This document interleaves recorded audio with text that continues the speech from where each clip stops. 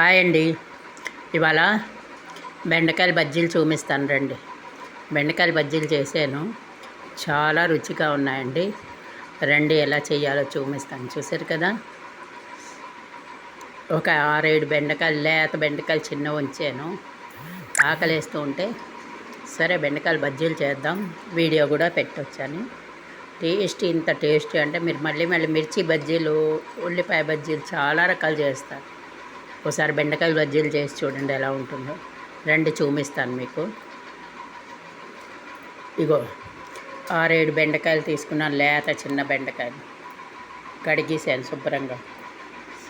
చూపిస్తాను రండి. ఇప్పుడు ఇందులోని శనగపిండి తీసుకున్నాను. ఇందులో ఫస్ట్ వాము వేస్తాను. వాము నలిపేసి వేద్దాం. శుభ్రంగా ఇలా నలిపేసేయాలి. ఇప్పుడు సరిపడా ఉప్పు,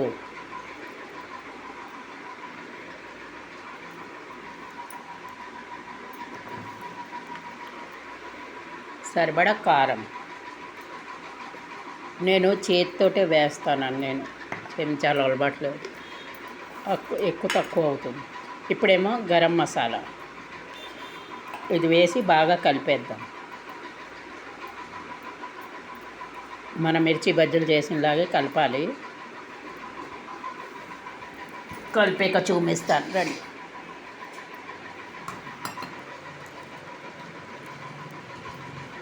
కలిపాక చూపిస్తాను. ఇక కలిపేసాను చూడండి, ఇలా కలపాలి. ఇప్పుడు ఇవి తరిగి చూపిస్తాను.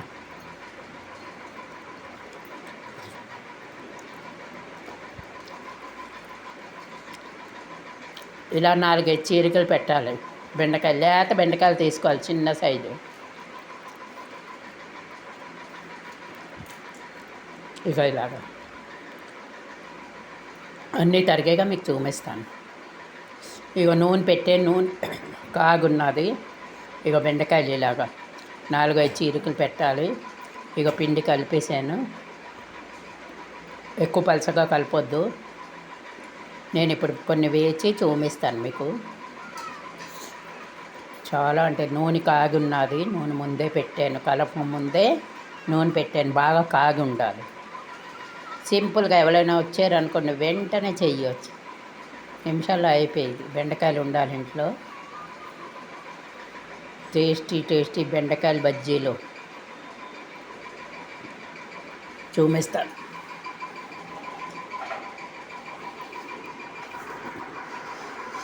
నేను వీడియో చేస్తూ బెండకాయ ఉన్న బజ్జీలు అన్నీ తినేసాను.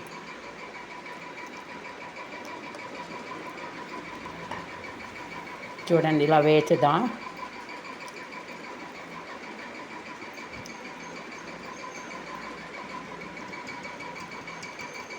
చాలా రుచిగా ఉంటాయండి. సబ్స్క్రైబ్ చేయడం మర్చిపోకండి. అందరూ లైక్ చేయండి, సబ్స్క్రైబ్ చేయండి. అప్పుడే వీడియో ముందుకు తీసుకెళ్ళగలను, లేకపోతే తీసుకెళ్ళను. ఇక బజ్జీలు చూసారా, ఇలా వేగాయి. ఎర్రగా వేచి తీసాను చూడండి. Thank you.